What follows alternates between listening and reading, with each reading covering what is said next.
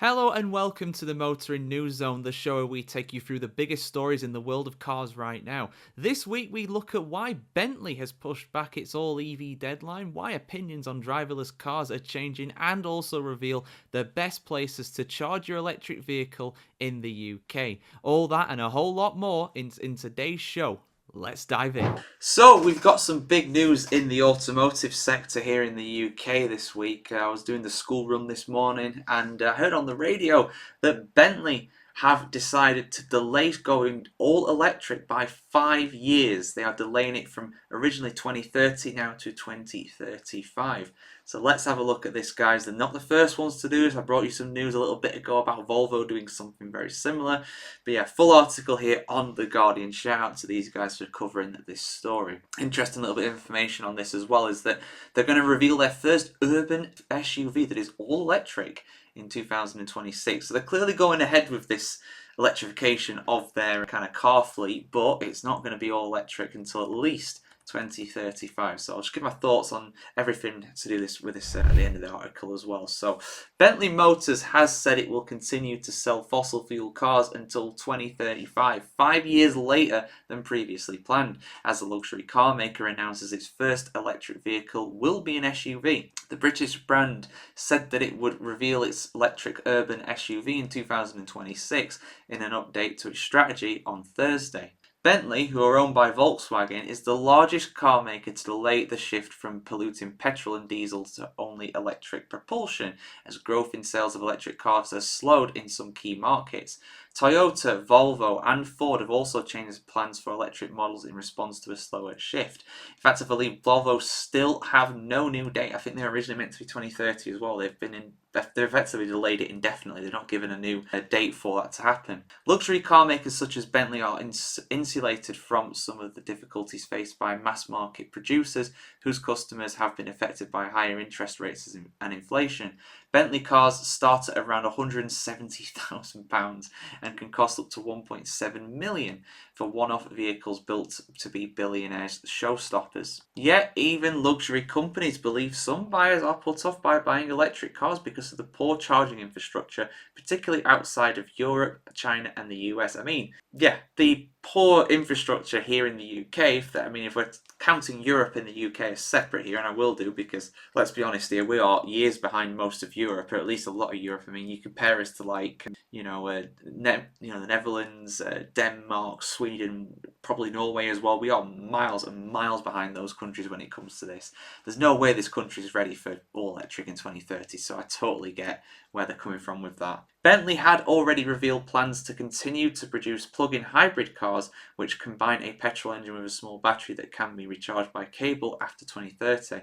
That decision was made by Bentley's former boss, Adrian Hallmark, who has since moved to lead another British brand, Aston Martin. Frank Stephen Walliser, who joined Bentley as a chief executive in July, said the company was maintaining its aim for decarbonised futures. He also said that it needed to adapt to today's economic market and legislative environment to initiate a major transformative phase for tomorrow. The company is now aiming to go only all electric for 2035, he added. The exact date of the last petrol car to roll off Bentley's factory line is likely to depend on demand across the world. The first electric model will be smaller than Bentley's only SUV, the enormous Bentayga, nice name, that was launched in 2015 after decades of focus on saloons that can only be driven by a chauffeur or grand touring coupes. The electric SUV will be made in Crewe, where Bentley employs 4,000 people. Battery cars offer some distinct advantage to luxury car makers. Electric motors make very little noise compared to the contained explosions of internal combustion, and they offer smooth and rapid acceleration.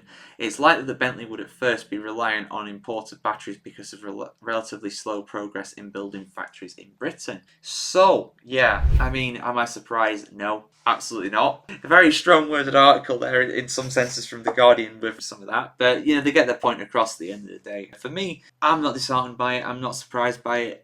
Bentley is not the everyman's car. They started at £170,000, which that's all we need to know. So it's not a surprise, really, to be honest. The UK is, like I said, it's not ready for all electric, and it's not ready for all electric for decades. it'll be 2040 next, you watch. You know, we're not ready for it. The infrastructure's just not there. Simple as that. I still hear about some of my friends really, really struggling to get charging ports.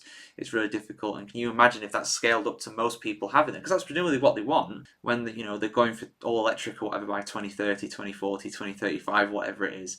That's what they want. They want us all to be driving electric cars. Why would they want to be doing this otherwise? So to actually get it to the point where everybody is, the infrastructure simply is not there. So it is totally understandable why they don't want to do it and they want to put it off. But it's not the last. It's not the last we've heard of it, and it won't be the last we've heard of it. Other car companies will be doing the exact same. The dominoes are beginning to fall on this one. But yeah, there we go, guys. I would ask what you Bentley owners would think of this. I would be shocked if I find a Bentley owner who is listening to this video. But if you are, let us know your thoughts. Are you disappointed? But for the rest of us, yeah, let us know your thoughts in the comments below as always. Oh boy, I'm sure this is going to go down really well with my commenters. You guys love EVs. You love electric vehicles so much, so I want to hear your opinions on this one. Full article over on the motoringchronicle.com. Pre-loved EVs soar to record levels as the used car market goes green. Oh boy, this is going to go down well. Let's have a look at this. So, the used car market grew by 4.3% between July and September, marking the 7th successive quarter of the year-on-year growth, according to the latest figures published today by the Society of Motor Manufacturers and Traders, SMNT. Nearly 2 million vehicles changed hands, with 81,651 additional transactions compared to the same period in 2023, following growth in the new car market. In further good news, a record 53,000 used battery electric vehicles, BEVs, found new owners, a jump of 57%, reflecting the largest ever market share at 2.7%, which is up 1.8% on the previous period. Sales of plug-in hybrids and hybrids also rose, up 29% and 35.8% respectively. Meanwhile, 1.1 million petrol, up by 5.7%, and 679 diesel vehicles, which is down 3.9%. I did a video recently about diesel being in decline in the UK. That is yet another bit of proof there. Found new owners, together accounting for 91.7% of the market in the UK. Super Minis retained their long-standing popularity, with sales increasing by 5% to make up 32% of all transactions.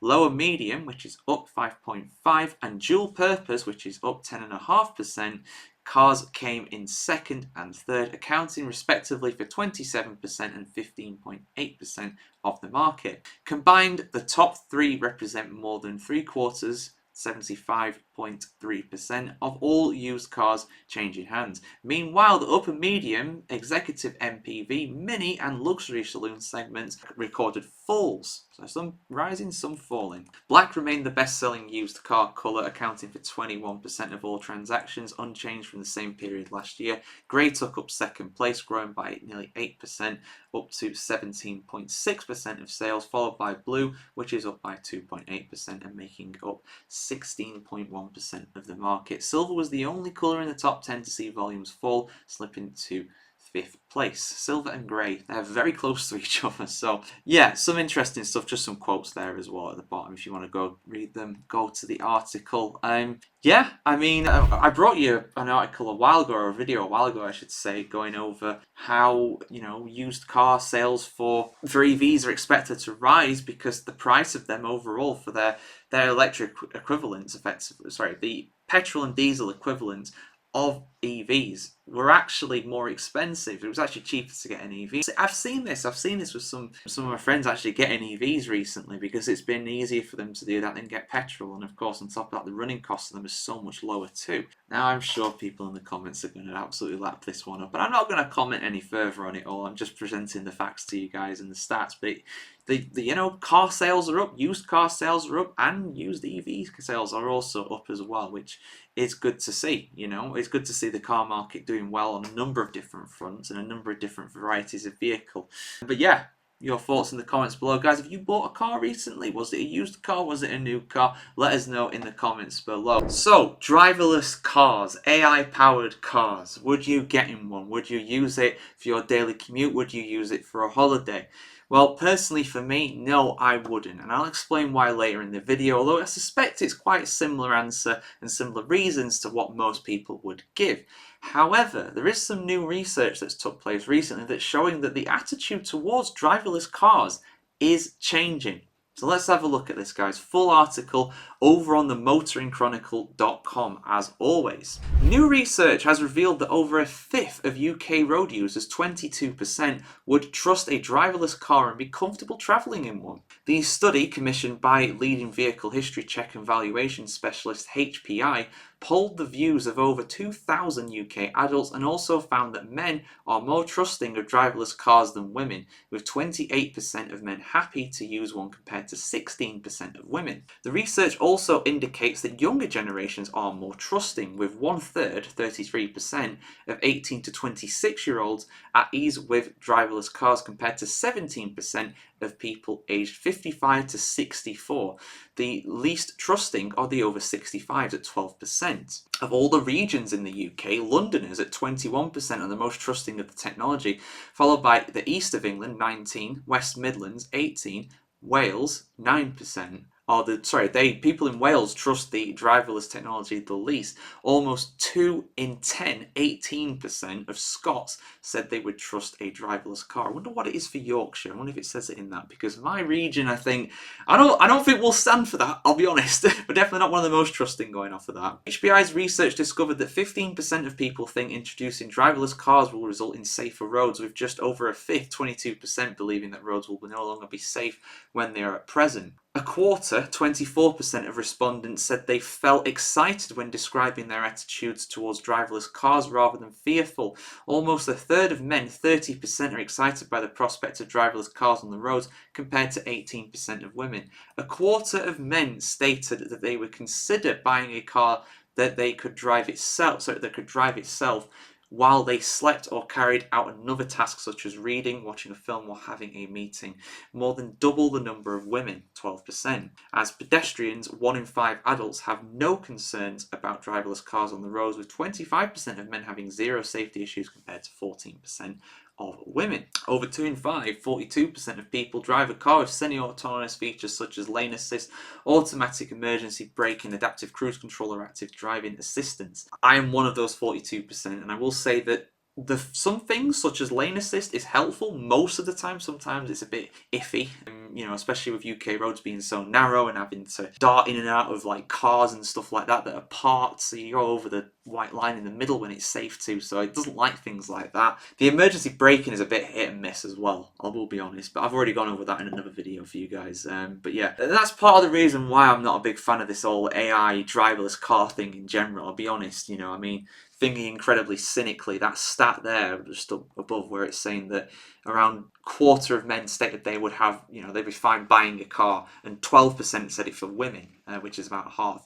That's the kind of stat to me that shows us why women live longer than us. I'll be honest, personally. If I'm thinking very cynically, that's what I would say. If alone in a driverless car, 27% of people would describe themselves as the driver of the vehicle, with 46% believing themselves to be passengers. Interesting. 1 in 10, 8% of people believe that car manufacturers do not need to carry out further research and development to convince them that driverless cars are safe for road use. You're trusting too much there. You really are, I'll be honest. In May this year, the Automated Vehicles Act, AV Act, was passed into law, providing the legal framework for driverless cars to operate on UK roads. The AV Act sets out all the safety standards, data security, and insurance requirements, and could see driverless cars operational as soon as 2026. Matt Freeman, who is the managing consultant at HPI, said the following: although there is still some work to be done, the legal framework is already in place, which could mean that we see autonomous vehicles on our roads within the next 2 years. The government is already supporting the development and testing of driverless cars through its trials and pilot projects. The AV Act aims to improve the road safety by reducing human error, which is estimated to contribute to 88% of all road collisions. Driverless cars could save lives, reduce traffic, and lessen the long-standing long-standing reliance on people to transport freight. I mean, the lorry drivers and van drivers are going out of business then, that's a bad one. Our latest research into public attitudes towards driverless cars presents some insightful findings, and it seems that people are getting increasingly used to the idea. For years, drivers have been used to using autonomous tech in their cars in the form of driver assistance systems. More recently, ongoing tech and major advancements in AI, which underpins the decision-making process that cars have to go through to drive themselves, have taken giant strides towards making autonomous vehicles a serious reality. PR provides the UK's longest-running vehicle check service, including comprehensive costs. Right, okay, all that good stuff, right? So, interesting stuff. I am surprised by some of those stats being so high in terms of the amount of people trusting him. For me personally, I would never do it. I would not feel comfortable doing it. I get it, people make mistakes, we're not perfect, but I am willing to accept that risk, personally, and I feel like, I mean, this is an extreme example, but I'm going to say it because I feel like it's true. Like, if I was driving with my son in the back of the car, who was 5 years old, and we had an accident because of the AI car making some sort of glitch, some sort of mistake, which I know is unlikely, but it's possible. And I live with that decision of, taking that ride with that car that is not controlled by me. I'd feel incredibly guilty. Obviously, I'd feel guilty as well if I crashed the car and I was one in control of it. I get that. That is a genuine viewpoint. But I don't know, it just doesn't sit right with me. Change is important. We always need to move with the times. We need to advance. Otherwise, society would have not changed in hundreds, if not thousands, of years. I get that. I get the idea of this progressiveness, and I understand why eventually it's going to happen. I get that, but it's not for me. Not yet. Not yet. It's the same kind of question as like, would I get on a plane that's got no pilots? Because in theory, these planes can pretty much fly themselves. The pilots are just there to make sure everything's okay. But that's the point. They're there to make sure everything's okay. And having that human input, I feel like that is very important. And, future generations will be different. My son's generation will probably say something different. But for me personally, who has grown up with cars being piloted by and driven by people, to me it just doesn't sit right.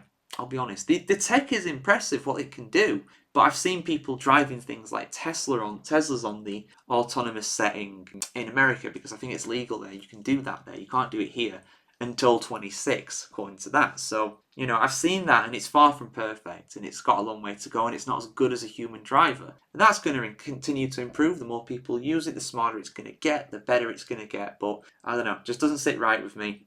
And I've also seen iRobot too many times to fully trust robots and AI. I've seen too many movies like that, Terminator included as well. So I'm always a bit skeptical when it comes to this kind of stuff, really.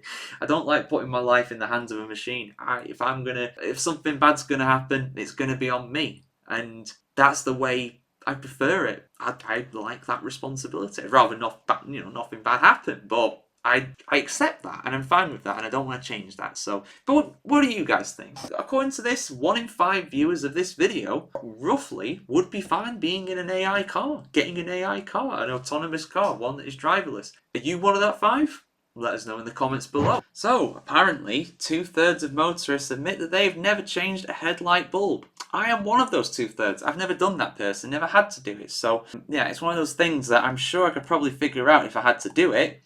But it's never had to do it. Never had a headlight bulb end up breaking on me. And unfortunately, that is something that is a very common thing, especially this time of year, because it's dark for so long. You have your headlights on for most of what we consider a day. Even though a lot of it's actually at night time. Those nighttime drives are getting more common, and you see a lot of cars going around with like one headlight, which is incredibly dangerous. I hate that, and I hate when the brake lights are out as well at the back. So something I never had to do personally, but I can tell a lot of people just don't do it, which is just terrible. It's very, very unsafe, and I hate it personally, but I'm sure I'm not the only one. But let's have a look at this article here. Full article on themotoringchronicle.com as always, guys. So, UK motorists are steering clear of the simple yet essential vehicle maintenance task of changing their headlight bulbs, with 2/3 admitting to have never tackled the task, according to new research by eBay. With drivers facing significantly darker journeys in the months ahead following the clocks changing, almost 1/5 of motorists, 17%, said they rarely check their front and rear headlights are working. One of the largest UK automotive marketplaces, eBay, discovered that the main reason cited for motorists not changing their bulb, with 38% of drivers stating it's because they take their cars to a garage. This was followed by feeling they lack the necessary knowledge at 37%, not having the right tools at 19%, and being frightened of breaking something at 19%. I mean, it's already broke at that point, technically, but I get what they mean, like the holding or whatever for it. I suppose that is a fear. More than a quarter of motorists have considered replacing the headlight bulbs in their car, and while many have never attempted to, 43% said that they would feel confident in replacing a blown bulb, showing the appetite for motorists to get their hands dirty and learn a new motoring skill. Yeah, all that good stuff. Of the 33% that have changed a bulb in their car, nearly 2/3, 65%, have done so to save money, while 61% said that it was quick and easy, and 21% said that they enjoy doing it themselves. There you go then, it's a lot of fun, feeling productive. I must admit, one of my favourite things to do with my car is, obviously other than driving it, is just washing it, you know, on a nice hot day in the summer, getting the sponge out, just making sure that thing's nice and clean. Love it. When the weather's like this though, when it's freezing cold, screw that. No, no chance, I'm not doing that, I'll freeze. eBay is currently offering up to 20% off selected winter essentials, with deals running until the 28th of February next year, including headlight bulbs across a whole range of vehicles. eBay's My Garage search function also allows motorists to find the correct parts for their vehicles by entering their registration number. Parts marked with the Assured Fit Guarantee gives consumers 100% confidence. So yeah, there we go, guys. A lot of people haven't changed light bulbs in their car. I've never done it, but I've never needed to.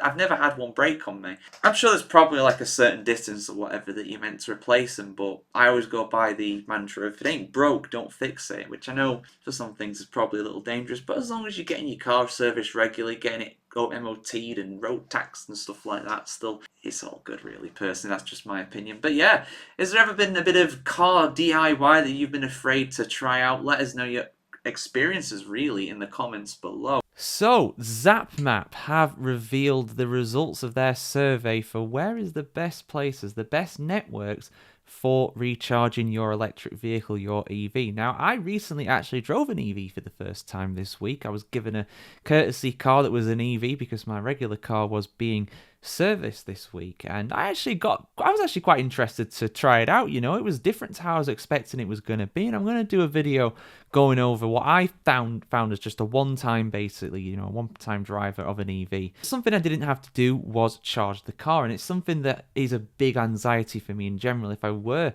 to have an EV. But let's have a look at the best places in the UK to recharge your EV.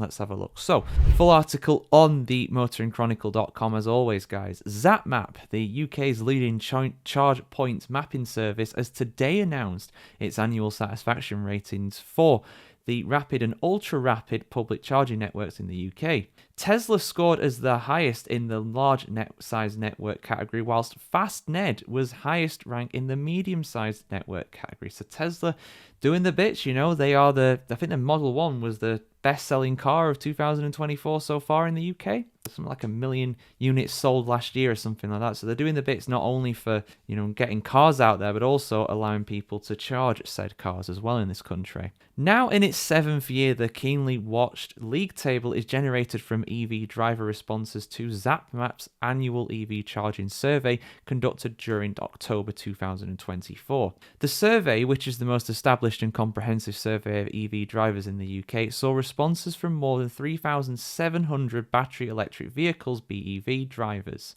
This year, given the growing range of networks in the UK, ZapMap has grouped rapid and ultra-rapid public charging networks into two categories based on the size of the network. Networks have been grouped into either the medium-sized network category, which is between 100 and 300 charge points, or the large-sized category network that has over 300 charging points. ZapMap awards a Best EV Charging Network accreditation to the top scorer in their category, with other top performers who achieve at least a 3.5-star overall rating receiving EV Driver Recommended titles. ZapMap also awards an up-and-coming network accreditation for smaller emerging networks. As part of of the survey, respondents rated their overall satisfaction for the networks they use regularly, which is then used to rank each network out of a maximum of 5 stars.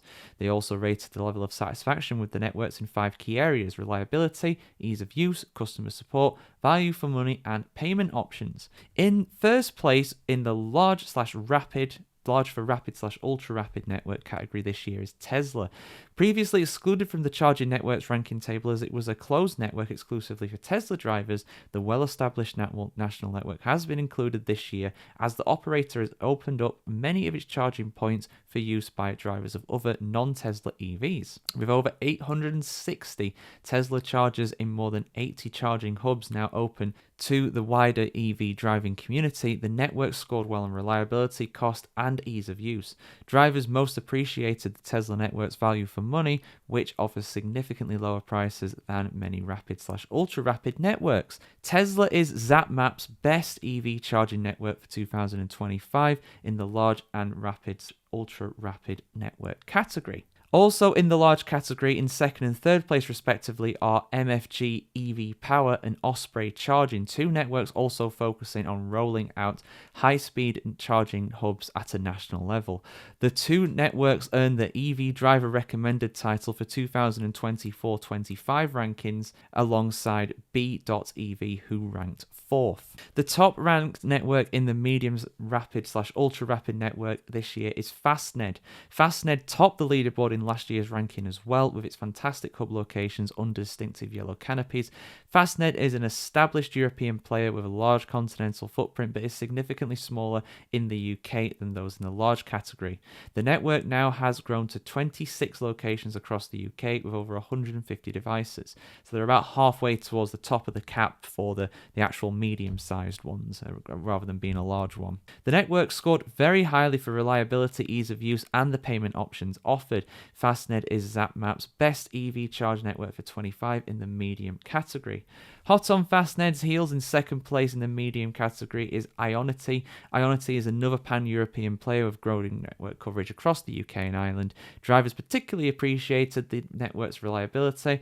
Ionity has 270 devices across 37 locations in the UK and achieves the EV Driver Recommended title in this year's rankings as well. So yeah, guys, a lot of different things on there. I'll just quickly go over the last one as well, the up-and-coming network winner here as well. That went to Sainsbury's. Sainsbury's, yes, the supermarket Sainsbury's. Their Smart Charge was only launched back in January 24, but it's made an impressive start to the rollout with its 150 kilowatt hubs at Sainsbury's sites across the UK. I shop there quite regularly, but I've not noticed an EV charging point yet. Although, to be fair, I don't look out for them because I don't have an EV, so there is that. It's installed hubs at 62 stores to date, which are proving popular with EV drivers, especially as the network has linked charging with Nectar Awards, and we're sure we'll be seeing a lot more of them in the main table next year. They may well win the medium one next year, you never know. So there we go, guys. Yeah, so the best places to charge in the UK for the large ones, it is Tesla according to this survey, and Fastned are for the medium ones, and the ones to look out for are Sainsbury's, of all the actual up-and-comers you could imagine there. But yeah, there we go, guys. Let us know your thoughts in the comments below. Do you agree with these rankings? Do you have an EV? What are your thoughts on the infrastructure in the UK when it comes to EVs? For me, it's getting better, but it's still got a ways to go, but I want to hear your thoughts as well. And of course, keep it subscribed to themotoringchronicle.com for much more content like this. I've got a new microphone, as you guys probably have noticed. It's just up here for the moment. I'll probably put it somewhere else when I've got more time to look at the setup and the best way to do it. But the main thing is that this does record the audio very, very well indeed, even though it might be a bit distracting for you guys having it right here. It might be a bit of a culture shock. But hey, for the most of this video, I'm just going to be in the bottom right of the screen anyway, so you don't need to worry about that. The audio is better, and that's what matters. And the EV network in the UK is also improving. So yeah, we'll see you soon, guys. Like, share, comment, subscribe, ring the bell as well. And of course, we'll see you very soon, guys. Have a good one.